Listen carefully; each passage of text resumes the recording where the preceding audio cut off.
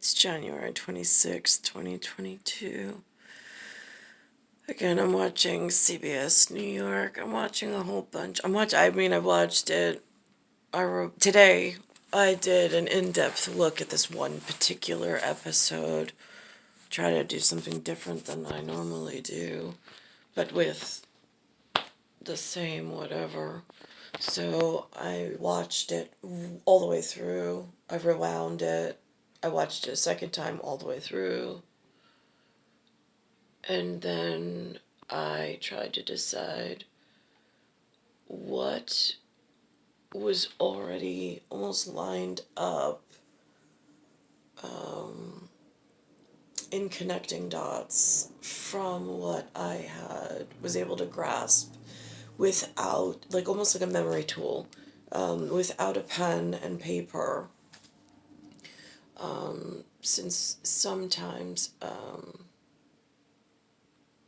based on whatever's going on, I call it collapsing universe. Some people, I just found out in the NFL industry they called CTE or encephalopathy or something like that. But I don't know what that has to do with, and I don't want any of their whatever. I don't want that. I don't know. I don't know what comes attached to that level of understanding because I wasn't part of the conversation. But with time dysphoria, time disorientation, and somewhere in the world there's a conversation I have heard before about your cells carry almost like a muscle memory of past lives. I've heard the humans mention it before. Some humans believe in it. I don't get in-depth conversations about any of it. We're just at surface, epidermal speak for the moment. So if, hypothetically, that was the case, then technically, if one reincarnates, but in a different apparatus or in a different whatever is out that window, and it doesn't look like the last time that the cells were known inside of a set system that was healthy and working, then the body would technically connect with, this isn't right, something's not right, something's not right, something's not right. Almost like a robot of sorts inside of its computer programming. That's pretty much where I live at the moment. Just knowing something's not right. I don't look right. My life has never turned out correctly. And now it's getting painful to live, literally, with like trying to hold upright, trying to maintain balance. My bones are cracking with electronic displacement within the synovial fluid that it is so painful to have to walk into this level of whatever they've broken. But anyway, long story short, on what to watch as part of their segment, I'm going to put it on real quick and then I'll say something about it.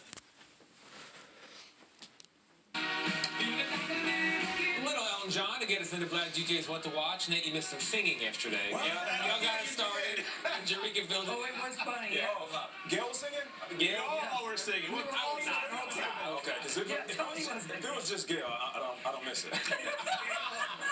No, fair enough. No, fair enough. I know it's bad. It's okay. It's okay.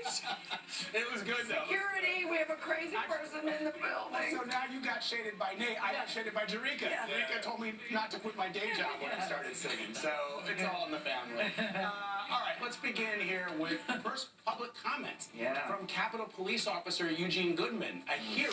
Everybody agrees, a hero during the assault on... Okay, he says, this is time displacement for you. Now, if someone in the world, I don't know who it could possibly be because, again, I don't have contact with other whatever between human, alien, and monster conversations. But at recruiting, let's say 70, 80 years ago, making sure and moving large-scale projects. And if one was trying to purposely overtake somebody else's area, but in like a slow, infused process of like a chef of some sort, like a, right, whatever, they would try to put part of their argument into every aspect of daily life, so then they could have something to fall back on to slow down the process of being removed or being disallowed to do whatever. So this is like escalating tensions as far as I'm concerned. Here they have some mention of on January 6th, there was some, they call it an insurrection. Sometimes the military does surprise drills, I believe, to keep themselves fresh and like, what would you do? I don't know, make a real situation out of it and then see. But the thing is that the key players inside of these drills, military drills, let's call them for the moment, put key players into like almost hero-like, so they'll walk out and they'll call a hero. Right. But is that helping the carry forward conversation, or is that causing future arguments yet again? Because it doesn't really feel like anything ever gets resolved. It feels like it keeps getting pushed in, like just pushed off. I see at the moment this eye is blue and this one's coming up hazel in the camera. Has to do with light refraction, whatever, but it happens.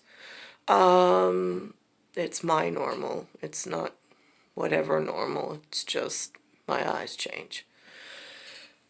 But this is how the humans are having the conversation to the couch potato, which then leads the couch potato to be almost disarmed in, if they have a job to do, it almost is like disarming the couch potato from being able to accomplish protecting oneself and making sure that their safety, their personal safety is not compromised for other people having big displays of affection that then they use in some election process of some, I don't know what, and I really don't know how they've been working it.